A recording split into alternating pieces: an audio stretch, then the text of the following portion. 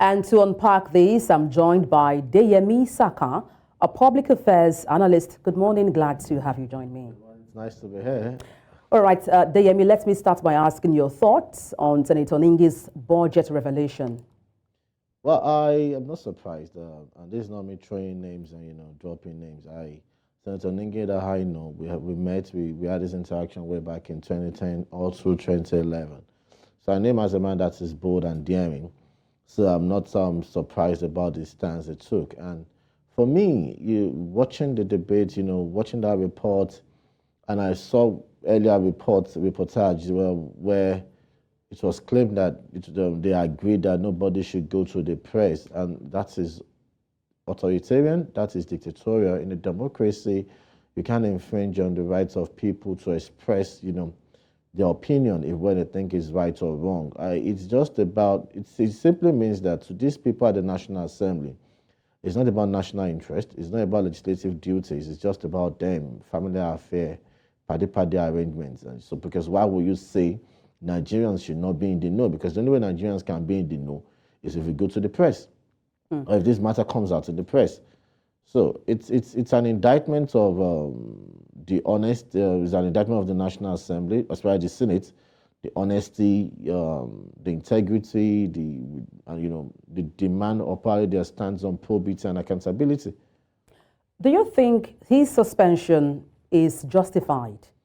Well, it's not justified, because if you want to look at it, I think for what Senator Ningi, probably his colleagues at the National Assembly felt he had, and it was wrong. They probably should have directed it to the Ethics Committee of the Senate.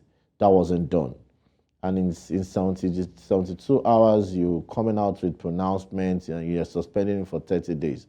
And the beauty of it is, I hope the President Ningi will challenge this suspension in court, because there are precedents laid. You cannot suspend anybody beyond 14 legislative days, because you can't deprive through a fiat his people, a senatorial district that constitute like 10 local governments, 9 to 10 local governments, representation and a representative at the Senate. You can't do that. So that will be challenged, hopefully, by Senator Ningi. Okay, let's talk a bit about what played out in plenary, where it was revealed that, about 500 million naira was given to some senators, in quotes, lawmakers. What's your reaction to this? Well, as Senator Amo Jarigbe, when he made that allegation, there was a returned rowdy, and nobody answered. I think when you listen to the response, the feeble attempt made by Senator Akpayemi Bamidele, it's an insult on the collective intelligence of Nigerians. So Nigerians should wait for 12 months to see if they won't come with borehole, solar street lights, and empowerment programs. And this is quite ridiculous for somebody of the intelligence ascribed to him. You probably want to ask yourself: is that the function? Is that part of the functions, or is that a function and the legislative duty of a senator? It's just in Nigeria you find this aberration, something called constituency allowance. Because they are just politicians. They are not probably lawmakers. I think most of them don't know anything about the arts of lawmakings and what they need to do. They say empowerment programs, and that's why they come up with ridiculous programs, buying grinding machines, buying them tricycle as an empowerment program that they cannot empower their children or relatives with. I think we need to do more. I think there's a need for us to look at what our public revenue and probably scrap out what is called constituency allowance to these guys, because they use this ridiculous, shallow project that comes out from shallow thinking to justify the, huge amounts of money given to them as a constituency allowance. And that wasn't properly, addressed. And if it was constituency allowance, the 500 million now should have gone around all the senators.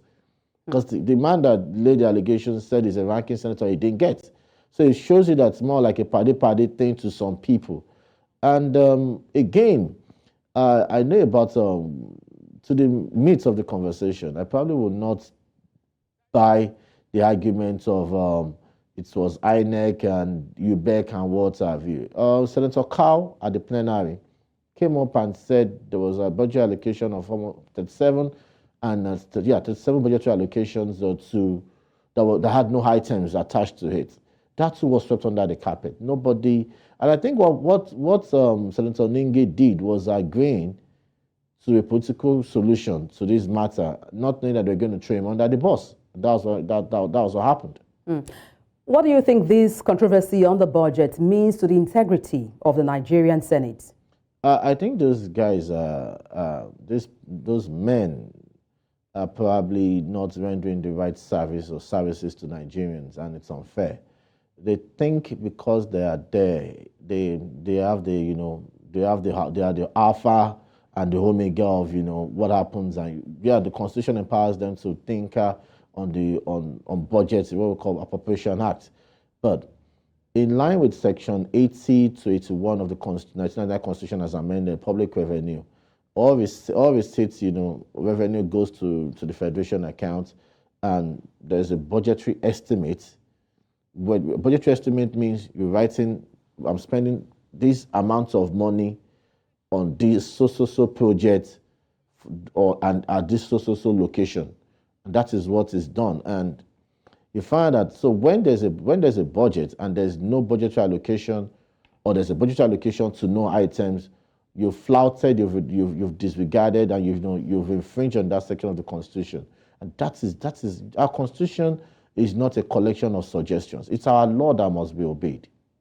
On that note, thank you so much for your insight on the news. Deyemi Saka, a public affairs analyst, thank you for your kind company. You're welcome.